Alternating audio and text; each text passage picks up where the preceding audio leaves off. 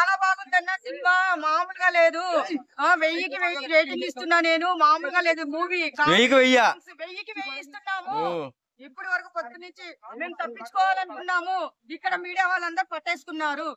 కృష్ణన్న మీకు ఇంకోటి చెప్పాలి, ఆమె చూడండి సేమ్ శారీ కట్టుకొని వచ్చింది, ఆ శారీలోనే దొరికిపోయింది. మామూలుగా దొరకలేదు. దొంగ ఎక్కడో మామూలుగా దొరుకుతారంటారు కదా, మేము దొరికేసాం ఇక్కడ. మేము చిన్నగా వెళ్ళిపోదాం అనగానే మీడియా వాళ్ళందరూ వచ్చి పట్టేసుకున్నారు. చాలా బాగుంది, ఫ్యామిలీతో వెళ్ళి చూడండి. వెంకటేష్ గారికి ఈ సంక్రాంతి మూవీ తెలుగు ప్రజలు గాని మన తెలంగాణ ప్రజలు గాని మంచి మూవీ ఇచ్చారు. 1000కి 1000 రేటింగ్ ఇచ్చేసేయండి, దీంట్లో డౌటే లేదు. క్లైమాక్స్ వరకు సూపర్ ఉంది సినిమా, చాలా బాగుంది. పిల్లల్ని తీసుకొని వెళ్ళి ఎంజాయ్ చేసేయండి. నేను చెప్తున్నాను కదా. సాంగ్ ఎలా ఉంది గోదావరి? అరే ఎందుకు చెప్తారు మీరు, అక్కడ సాంగ్ వచ్చేటప్పుడు ఇక్కడ డాన్స్ చేయాలనిపించింది. ఇంకా డాన్స్ చేస్తే బయటకు వచ్చి పట్టుకుంటారని మేము గమ్ము కూర్చున్నాం సైలెంట్ గా. చాలా బాగుంది.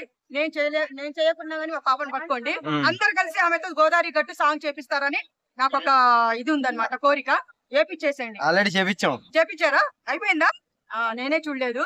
చాలా బాగుంది కృష్ణ గారు. నిజంగా ఈ రోజు సంక్రాంతి పండగ కంటే మాకు మూవీ చూసిన పండగ మేము చాలా బాగా హ్యాపీగా ఫీల్ అయ్యాము.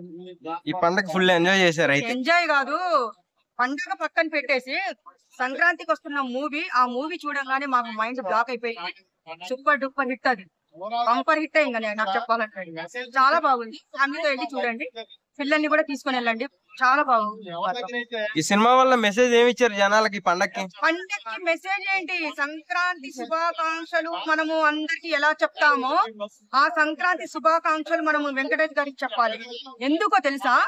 1000% ఆయనకి మనము మనం సంక్రాంతి శుభాకాంక్షలు ఎందుకు చెప్పాలనుకుంటే, సంక్రాంతి కరెక్ట్ గా మనకి మూవీ అంత మంచి గిఫ్ట్ ఇచ్చిందండి.